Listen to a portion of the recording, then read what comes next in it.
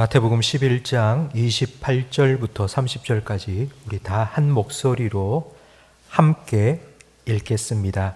수고하고 무거운 짐진 자들아 다 내게로 오라. 내가 너희를 쉬게 하리라.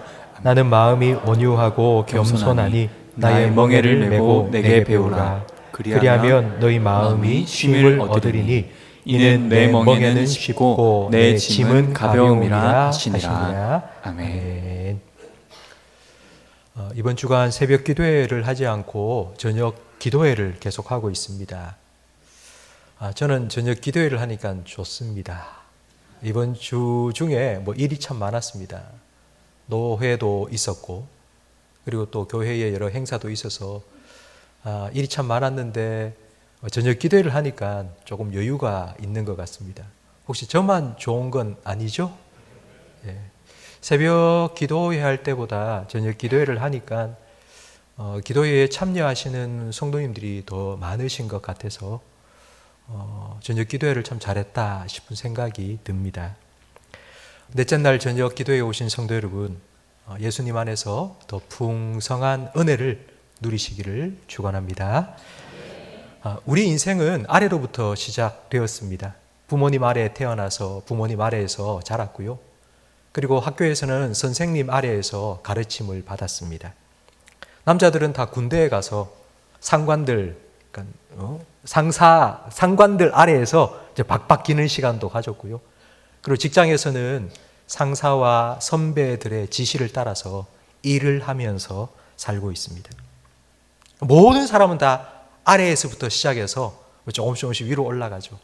그런데 딱 한 분, 그분은 제일 높은 곳에서부터 시작해서 가장 낮은 곳으로 내려오셨습니다. 바로 그분이 예수님이십니다. 그러니까 예수님 말고 우리 모두는 다 아래에서부터 시작했습니다. 이렇게 아래에 살다가 조금씩 이제 윗사람이 됩니다. 부모가 되기도 하죠. 또 누구를 가르치기도 하고요. 그리고 회사에서 진급을 해서 아랫사람이 생기기도 합니다. 그러면서 우리는 권위, 이 권위의 맛을 봅니다. 그런데 요즘은 이 권위를 잘 인정해 주지 않습니다.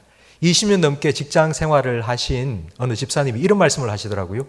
자기는 본전 생각이 절실히 난다고. 자기가 처음 입사할 때, 그때 이제 막 20살, 30살, 그때인데, 그때에 딱 입사를 하니 막 선배들이 심부름을 시키는데 일찍 나와서 책상 닦아라, 쓰레기통 비워라, 커피 타와라, 신문 가지고 와라. 막 선배는 책상 위에 다리를 탁 올려가지고 자기가 갖다 주는 커피 마시면서 신문 쫙 보고 있고, 자기는 나도 나중에 이제 진급을 하고 저 때가 되면 저 위치에 오르면 나도 저렇게 할 수 있겠지 기대를 갖고 참았는데 웬걸 요즘 되니까 세상이 뒤집어진 거예요. 오히려 위에 있는 사람이 닦아주고 커피 타주고 어르고 달래서 아래 사람 같이 일하는 그런 시대가 되어버렸다라고 그렇게 말씀을 하시더라고요. 이렇게 된 이유는 인권을 아주 강조하기 때문입니다. 저는 이 인권을 막 강조하는 게 무조건 나쁘다고 말씀드리는 것이 아닙니다. 빛이 있으면 그늘이 생기는 법입니다. 좋은 면도 있으면 분명히 나쁜 점도 있습니다. 인권을 막 가르치고 주장하는 사람들은 이렇게 말합니다. 부모나 자식이나 똑같은 인간이라고. 여러분 어떻게 생각하세요? 부모나 자식이나 똑같은 인간이라고. 근데 부모가 왜 자식한테 이래라 저래라 할 수 있느냐는 겁니다. 그리고 학교에 가면 교사나 학생이나 다 똑같은 인간인데 교사가 이래라 저래라 체벌을 하고 이거 안 된다는 겁니다. 모두 다 똑같은 인간이고 다 평등한데 왜 자꾸 한 인간이 다른 인간한테 이래라 저래라 하면 안 된다는 게 바로 인권입니다. 그러니까 이 인권이라는 말은 결국 이런 겁니다. 나는 한 인간으로서 자유롭게 살 권리가 있다고. 그게 인간의 권리라고. 근데 이 자유라는 건 이겁니다. 내 인생 내 마음대로 살 수 있는 자기 권위의 주장입니다. 그러니까 이걸 좀 더 쉽게 말하면 이래라 저래라 위에서 지시하는 윗사람의 권위를 무시하고 나는 내 마음대로 자유롭게 살 나의 권리를 찾겠다는 것입니다. 그래서 오늘 이 시대는요, 권위에 대해서 도전하고 반항하고 저항하는 그런 시대가 되었습니다. 근데 이런 시대에 예수님이 우리 주님이십니다. 그리고 우리는 예수님의 종으로서 예수님 말씀에 순종해야 됩니다. 이런 말 하는 게 쉽지 않습니다. 이런 말 듣는 걸 싫어합니다. 그리고 성경 말씀에 보면요, 이런 말씀까지 나옵니다. 우리 로마서 13장 1절 말씀을 화면을 보면서 함께 읽겠습니다. 각 사람은 위에 있는 권세들에게 복종하라. 권세는 하나님으로부터 나지 않음이 없나니 모든 권세는 다 하나님께서 정하신 바라. 그러므로 권세를 거스르는 자는 하나님의 명을 거스름이니 거스르는 자들은 심판을 자취하리라. 여러분, 이 말씀이 이해되세요? 모든 권세는 다 하나님이 주셨다고. 근데 이 권세라는 게 말이에요, 이 권위라는 말이고, 뭐 권위라는 말을 좀 쉽게 말하면 윗사람이 있고 아랫사람이 있다, 이런 말인데 하나님께서 그걸 다 정하셨다고 말합니다. 여러분, 하나님께서 뭐 불평등하신 분입니까? 누구는 뭐 권세를 많이 주고 누구는 적게 주고, 누구는 높은 사람 누구는 낮은 사람, 그렇게 살아가도록 하셨다는 뜻일까요? 그게 아니고요, 하나님께서 모든 권세를 주셨다라는 이 말은 하나님께서 질서를 세우셨다는 의미입니다. 이 질서라는 건요, 윗사람, 아랫사람, 뭐 높은 사람, 낮은 사람, 뭐 이렇게 계급이 나눠졌다가 아니고 역할이 다르다는 의미입니다. 부모는 자녀에게 이래라 저래라 할 수 있는 뭐 그런 권세만 가진 게 아니라 자녀를 잘 양육해야 될 역할을 가진 겁니다. 교사는 잘 가르치는 역할을 해야 되고요. 그러니까 위에 있는 사람은 위에 있는 사람으로서의 책임이 있습니다. 이런 역할과 책임은 아랑곳하지 않고 내가 높은 사람인데, 내가 니보다 높은데, 그러면서 자기의 권력과 권세만 주장하는 걸 우리는 권위주의라고 말합니다. 돈이 악한 게 아닙니다. 돈을 사랑하는 게 일만 악의 뿌리입니다. 마찬가지로 권위가 나쁜 게 아닙니다. 하나님께서 맡기신 거기 때문에. 그런데 내가 너보다 높은데 라고 주장하면서 내 권세를만 주장하는 그걸 권위주의라고 하는데, 그 권위주의가 나쁜 것입니다. 여러분, 요즘 심심찮게 이런 뉴스를 듣지 않습니까? 부모가 자녀를 학대했다고, 그래서 자녀가 죽었다고. 어떻게 이런 일이 일어날 수 있습니까? 얼마 전에 IT 계열 회사의 회장, 아주 성공한 회장인데요, 그 회장이 구속되었습니다. 구속된 이유는요, 회사 사원들에게 갑질을 한 거예요. 얼마나 악랄하게 갑질을 했든지 정말 그 사원들이 하는 말이 지옥과 같았다고, 회장이 아니고 악마 같았다고, 이렇게까지 말을 했습니다. 근데 원래 이 사람은요, 흙수저로 태어났습니다. 아주 가난하게 태어났고요, 얼마나 찢어지게 가난했던지 늘 부모님한테 맞고, 심지어는 자기가 중학교 때 아버지한테 귀싸대기를 맞았는데 고막이 터진 거예요. 잘 들리지가 않는 거예요. 그렇게 힘들게 어렵게 자기도 살아놓고는 자기가 권력을 딱 잡고 나니까 자기 아랫사람을 막 쥐잡듯이 막 때리고 막 그렇게 학대를 한 거예요. 여러분 만약에 회사에 들어갔는데 여러분의 상사가 이렇게 갑질을 하고 여러분 학대하는 사람이다, 여러분 그런 회사 다니고 싶습니까? 당장 사표 던지고 나오겠죠. 근데 여러분의 자녀가 회사를 다니고 있는데 여러분 자녀가 회사에서 이런 일을 당한다라는 것을 알았다면요, 어떻게 하시겠습니까? 그 두말하면 잔소리죠. 당장 그만두고 나오라고. 왜 그런 데 있냐고. 근데 여러분, 왜 이런 일이 일어날까요? 왜 이런 일이 일어날까요? 하나님께서 이런 짓을 하라고 권세를 주신 게 아니지 않습니까? 그런데 하나님을 떠난 사람들은 하나님께서 이런 권위를 맡기신 이유와 목적을 모르는 거예요. 하나님을 모르니 하나님께서 왜 그런 권위를 그 사람들에게 맡기셨는지를 모르기 때문에 이와 같은 일들이 일어나고 있는 겁니다. 이런 일들이 자꾸 우리가 살아가는 이 세상에 있다 보니까 사람들은 권위에 대해서 반항하고 저항하고 그리고 반대하고 도전하고, 이제 이런 분위기가 점점 이 세상에 많아지기 시작하면서 이제 권위라는 말이 점점 사라져 버립니다. 근데 여러분, 권위가 사라지면 어떻게 되는가 하면요, 권위에 순종하는 법을 배울 수가 없습니다. 권위에 순종하지 못한다는 걸 다르게 표현하면요, 절제를 배우지 못하는 겁니다. 절제를 배우지 못한다는 건요, 참지 못한다는 겁니다. 그러니까 자기가 하고 싶은 대로, 자기 생각나는 대로, 그러니까 무엇인 어떤 행동이든지 말이든지 그냥 하고 마는 그런 시대가 되어버린 겁니다. 순종의 반대말은 불순종입니다. 이 불순종이라는 건 우리는 이렇게 해야 돼라고 만들어 놓은 규칙이나 법을 어기는 것이 불순종입니다. 규칙이 있는데 그 규칙을 안 지키는 게 불순종입니다. 그리고 절제의 반대말은 방종입니다. 방종은 아까 제가 말씀드린 것처럼 내가 하고 싶은 대로 다 하고 사는 겁니다. 여러분, 불순종하고 방종하면 질서가 무너집니다. 여러분, 질서가 무너지면 어떻게 될까요? 이 세상의 질서가 무너진다. 뭐 단적으로 지금 밖에 나가면 우리 도로에는 질서가 있습니다. 신호등이라는 질서가 있습니다. 규칙이 있습니다. 근데 그걸 안 지키면 어떻게 될까요? 여러분, 어떻게 되겠는요? 사고가 나죠. 사람이 치여 죽죠. 난리가 나겠죠. 질서가 무너지고 나면 이 사회는 정글이 됩니다. 정글은 힘센 놈이 살아남습니다. 가진 자만 살아남습니다. 약육강식의 세상이 정글입니다. 질서가 있기 때문에 우리가 그래도 안전하게 약한 사람도 덜 가진 사람도 함께 더불어 살아갈 수 있습니다. 제가 지난 주일 예수님께서는 우리의 선한 목자라, 그리고 우리는 양이라고 말씀드렸습니다. 우리는 양입니다. 우리는 본질상 양입니다. 연약한 양입니다.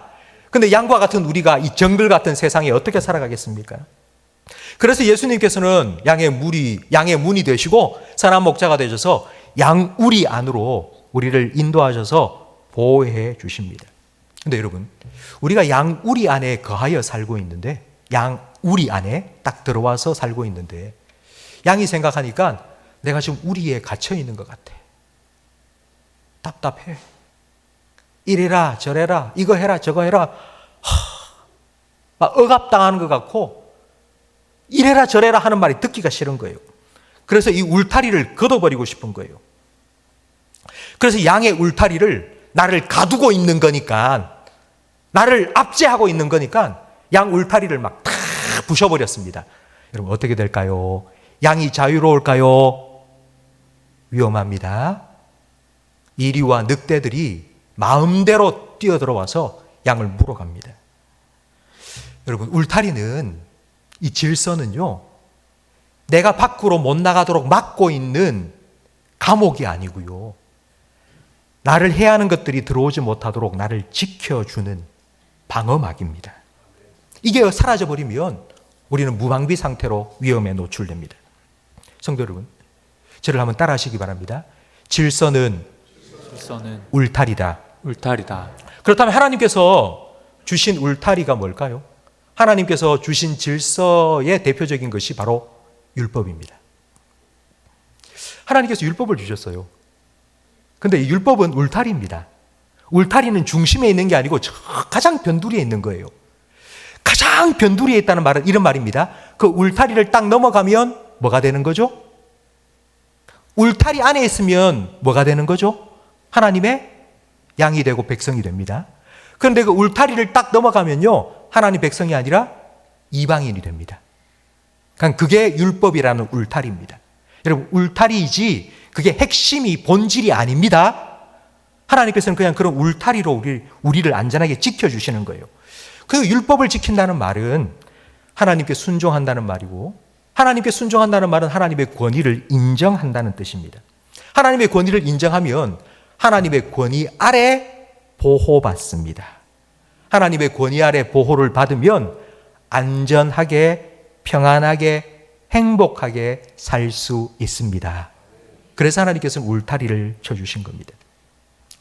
그런데 예수님 때에 바리새인과 서기관들 같은 종교 지도자들이 그 율법의 울타리를 더 가시가 뾰족뾰족하게 난 그런 걸로 다 바꾸어 버린 거예요.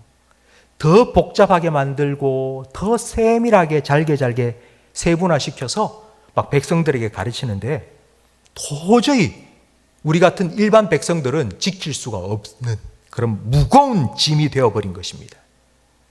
예수님께서 바리새인과 서기관과 같은 종교 지도자들을 책망하시면서 이렇게 말씀하셨습니다.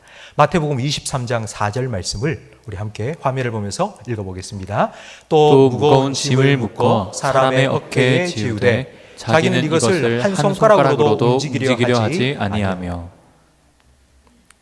율법 가르치는 교사들이요, 그 율법을 얼마나 세분화해서 더 지키기 힘들게 그렇게 가르치는지 정말 무거운 짐이 되었다는 거예요. 이렇게 무거운 종교의 의무, 종교적 의무라는 무거운 짐을 지고 지쳐 쓰러져 있는 우리를 향해서 예수님께서 이렇게 말씀하셨습니다. 오늘 본문 말씀인데요, 우리 다시 한번 함께 읽어보겠습니다. 수고하고 무거운 짐진 자들아 다 내게로 오라. 내가 너희를 쉬게 하리라. 나는 마음이 온유하고 겸손하니 나의 멍에를 메고 내게 배우라. 그리하면 너희 마음이 쉼을 얻으리니 이는 내 멍에는 쉽고 내 짐은 가벼움이라 하시니라. 아멘. 예수님의 멍에가 뭘까요? 예수님께서는 내 멍에를 메자라고 하셨어요. 그럼 예수님이 메신 멍에가 뭘까요? 예수님이 지신 십자가겠죠. 사람들은 멍에를 지고 가는 예수님, 마치 소가 말이에요. 소가 쟁기와 수레를 끌기 위해서 멍에를 짊어지고 가는데 예수님께서 그 소처럼 십자가를 지고 가시는 거예요. 그렇게 멍에를 지고 가는 예수님을 사람들이 싫어했습니다. 예수님이 막 능력을 행하시고요, 예수님이 기적을 행하시고요, 오병이어로 사람들을 막 먹이시고 할 때는요, 우와! 환호하면서 다들 예수 외치면서 예수를 따라다녔습니다. 그러나 예수님께서 멍에를 지고 십자가를 지고 골고다 언덕 올라가고 십자가에 달려 계실 때는 사람들이 예수님을 향하여 조롱했습니다. 예수님을 떠났습니다. 그 이유는 예수님께서 멍에를 지신 이유, 십자가를 지신 이유들 그들은 몰랐기 때문입니다. 존 더커슨이라는 분이 쓴 나는 강하다라는 책이 있습니다. 그 책에 한 어느 딸의 편지가 나와 있습니다. 그 딸이 자기 엄마한테 편지를 써 보냈는데요, 그 엄마의 이름은 조이 베론이라는 분입니다. 이 조이 베론은 1991년 결혼을 해서요 3남매를 낳아 기르는 어머니였습니다. 1999년 이제 결혼하고 9년째가 되는 해에 남편과 그리고 세 자녀와 함께 이제 휴가를 갔는데요, 바닷가 절벽 위에 있는 별장촌에 이제 하나를 빌려서 이제 거기에서 일주일 동안 지내기 위해서 여행을 온 것입니다. 그래서 이제 차를 딱 세워놓고 남편과 함께 사인하고 열쇠를 받기 위해서 사무실로 들어가는데 갑자기 덜컥 하면서 주차해 놓은 그 주차 브레이크가 탁 풀리면서 차가 그만 뒤로 나가는데 절벽으로 막 가는 거예요.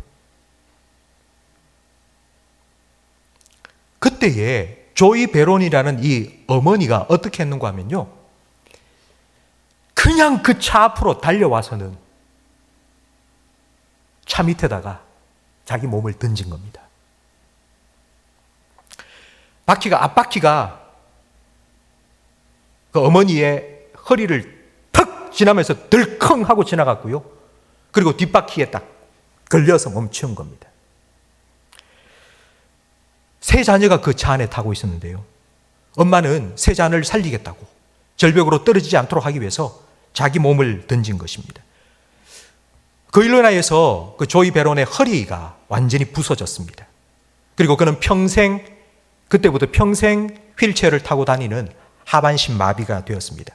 그때 큰 딸의 나이가 7살이었습니다. 근데 이 딸이 24살이 되어서 이제 대학 졸업을 하면서 자기 어머니에게 편지를 써보낸 거예요.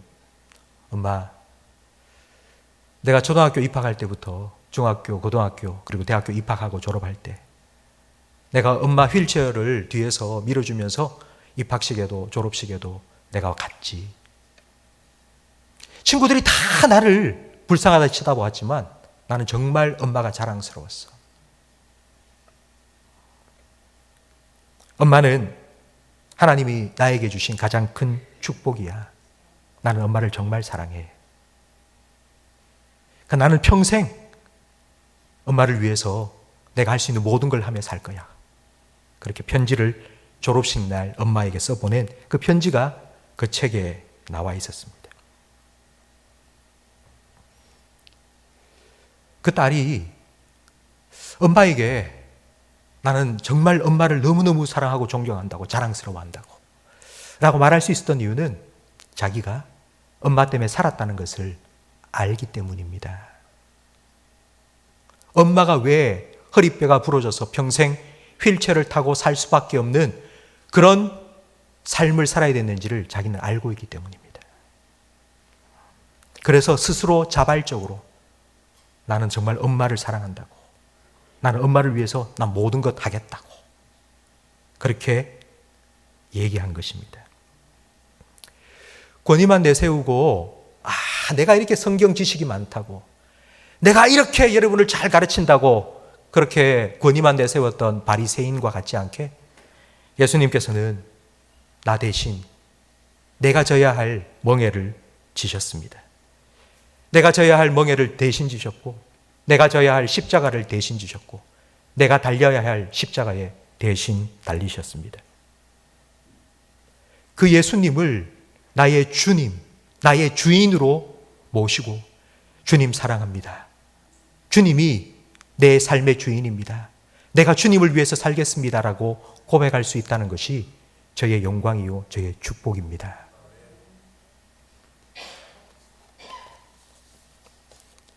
그런데 예수님께서 오늘 마태복음 11장 28절, 29절에 하신 말씀을 들어보십시오. 내가 너 대신 너의 짐을 다 져줬으니까 이제 너는 아무 짐도 안 져도 된다. 이렇게 말씀하시지 않으셨습니다. 예수님께서는 이렇게 말씀하셨죠. 나의 멍에를 메라. 내 멍에를 메라. 그리고 내 짐을 메라. 나에게 배워라. 나와 함께 멍에를 메고 내 짐을 함께 지자 말씀하셨습니다. 아니, 수고하고 무거운 짐진 자를 불렀으면 다 풀어주고 다 벗겨줘야지. 예수님께서는 왜 또 내 멍에를 메라, 내 멍에를 메라 라고 말씀하실까요? 한 선교사님께서 한 번도 들어가 보지 않았던 오지 마을에 이제 들어가고 싶어서 현지인을 한 명을 샀습니다. 그래서 좀 인도해 달라고. 그래서 오지 마을로 갔는데요. 그 오지 마을로 딱 들어가는 입구에 이제 개울이 하나 있는데 뭐 그렇게 깊지는 않았지만 물살이 아주 셌습니다. 어떻게 건너가냐고. 그러니까 그 현지 가이드가 하는 말이 나 따라하라고, 나 따라하라고. 그러면서 그 개울 앞에 놓여 있는 이만한 바위돌을 하나 딱 이렇게 탁 드는 겁니다. 그리고는 그 급류 속으로 들어가는데 그 바위돌에 무게가 있기 때문에 휩쓸려 떠내려가지 않고 무사히 걷는 겁니다. 내 따라하라고. 짐을 들고 바위를 들고 나를 따라오라고. 예수님께서는 누구든지 나를 따라오거든 자기를 부인하고 자기 십자가를 지고 따라오라고 말씀하셨습니다. 예수님께서 지신 멍에가 십자가인데요. 그 예수님께서는 우리에게 나의 멍에를 함께 지자고 하셨어요. 그 말은 우리도 자기 십자가를 지고 예수님을 따라가라는 말입니다. 그런데 우리가 십자가를 진다는 말은 나를 부인하는 거예요. 내가 내 십자가를 진다는 말은 나를 부인하는 거예요. 그럼 나를 부인한다는 게 어떤 뜻일까요? 나는 없다 아니잖아요. 그게 아니잖아요. 나를 부인한다는 건 이런 의미입니다. 내 인생의 주인은 내가 아니고 주님이시라고. 이것이 나를 부인하는 것입니다. 자기를 부인하는 건 주님을 주인으로 인정하는 것입니다. 권위에는 책임이 따릅니다. 앞에서 말씀드린 것처럼 부모의 권위를 가졌다는 건 부모로서 책임이 있다는 뜻입니다. 그런데 이 책임이 무겁습니다. 그런데 예수님께서는 네가 주인이 아니고 내가 주인이라고. 네가 책임질 게 아니라 내가 네 인생 책임지겠다고. 그러니 자기 십자가를 지고 자기 부인하고 나를 주인으로 인정하고 나를 따라오라고. 그러면 내가 네 인생 책임지겠다고. 그래야지 너는 마음에 진짜 쉼을 얻을 수 있다고 말씀하십니다. 제가 목사로 부르심을 확인하게 된 때가 군대 제대하고 고해 여름 정교인 수련회를 갔을 때입니다. 군대 제대하고요. 야, 이제 뭐하고 살지? 앞으로 어떻게 해야 되지? 내가 뭘 하고 살아야 되지? 이런 고민이 참 많이 되었습니다. 그때 비슬산 기도원에서 제가 다니던 모교회에서 정교인 수련회를 3박 4일 동안 했습니다. 4일째 되는 새벽 막 기도하고 막 부르짖고 해도 하나님께서 딱히 이래라 저래라 아무 응답이 없으셨는데요. 마지막 4일째 새벽 기도 때 새벽 기도를 하고 이제 끝나고 짐 싸서 내려가야 되는데 기도하고 이제 앉아 있는데 이게 환상인지 뭔지는 모르겠습니다만은 제 앞에 십자가가 하나가 보이는 거예요. 그리고는 제 마음속에 이런 음성이 들렸습니다. 저한테 저 십자가를 지고 나를 따라오라. 제가 주님, 저는 못합니다. 안 됩니다. 또 두 번째 십자가가 보이면서 저 십자가를 지고 나를 따라오너라. 저는 못합니다. 못합니다. 저는 안 됩니다. 세 번째 또 보이면서 이번엔 이렇게 말씀하시더라고요. 저 십자가는 내가 지고 갈 테니 너는 나를 따라오라. 제가 도저히 그때는 못하겠습니다. 안 하겠습니다. 할 수가 없더라고요. 주님이 그 십자가를 지고 가신다면 저는 그냥 주님 뒤를 따라서 가겠습니다. 라고 제가 제 삶을 주님께 드렸습니다. 제가 아마 이 이야기를 몇 번 여러분에게 드렸을 겁니다. 근데 저는 교회 일을 하다가 힘들고 어려울 때마다 그때를 또 기억하고 또 기억합니다. 그래, 내가 십자가 지는 게 아니지. 예수님께서 십자가 지고 가시고 나는 그냥 따라가는 거야. 주님께서 멍에를 지시고 가면 나는 주님 곁에서 주님을 바라보고 배우면서 한 걸음 한 걸음 그냥 주님을 배워가는 과정이야. 내가 절대로 이 일을 할 수 없어. 내가 하는 게 아니야. 내가 하고 있는 이 일의 주인은 주님이시고 주님께서 책임지실 거고 주님께서 알아서 하실 거고 나는 그냥 주님 바라보고 주님께 배우고 주님과 함께 발걸음 맞추어서 보조를 맞추어서 한 걸음 한 걸음 그냥 걸어갈 뿐이다. 마음이 얼마나 평안한지 모릅니다. 성도 여러분, 오늘 제가 조금 스타일이 좀 바뀐 것 같지 않습니까? 제가 다니던 미용실이 무슨 이유인지 예약도 안 되고 전화도 안 되고 그래가지고 다른 미용실에 예약을 하고 미용실을 바꿨습니다. 오늘 머리를 깎고 왔거든요. 미용실을 바꿔도 사람 스타일이 바뀌는데요. 여러분의 삶의 주인이 바뀌면 스타일이 아니라 라이프가 바뀝니다. 여러분의 인생이 바뀝니다.